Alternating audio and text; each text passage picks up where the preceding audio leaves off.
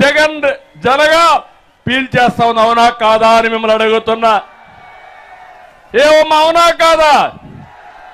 12 నెలలు 4,500 12,000 వేసుకుంటే 12 నెలలు వేసుకుంటే 54,000 రూపాయలు ఒక్క నెలకు మా తమ్ముళ్ళ దగ్గర మందుబాబుల దగ్గర ఈ జగన్ బాబు దోచేస్తున్నాడు. తమ్ముళ్ళు జలగమారిగా అవునా కాదా అని అడుగుతున్నా. అవును అంటే చేలు పైకెత్తండి. ఇది న్యాయమా అని మిమ్మల్ని అడుగుతున్నా. న్యాయమని మిమ్మల్ని అడుగుతున్నా. ఏం చేయాలి మనం ఇప్పుడు? ఇతన్ని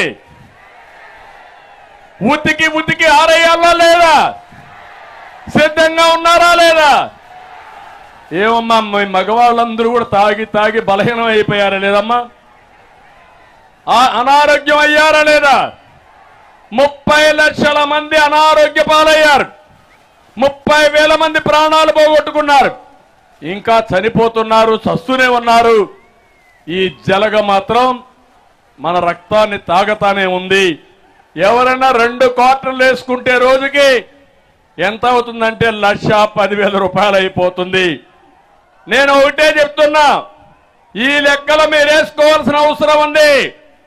ఇది కాకుండా ఇంటి పన్ను, చెత్త పన్ను, ఆర్టీసీ రేట్లు పెరిగాయా లేదా అని మిమ్మల్ని అడుగుతున్నా.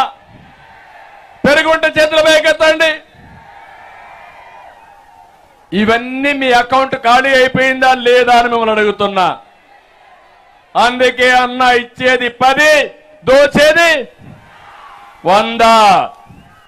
అందుకనే ఇంకొక పక్క అందుకే అన్నా, అయ్యా జగన్మోహన్ రెడ్డి నువ్వు అర్జునుడివి కాదు, పంచభూతాల్ని రాష్ట్రాన్ని మింగేసేటువంటి అక్రమార్జునుడివి. మళ్ళీ చెప్తున్నా, దేశ రాజకీయాల్లో ఇంత అక్రమార్జునుడిని నా జీవితంలో ఎప్పుడు చూడలేదు. అంత దుర్మార్గమైన ముఖ్యమంత్రి.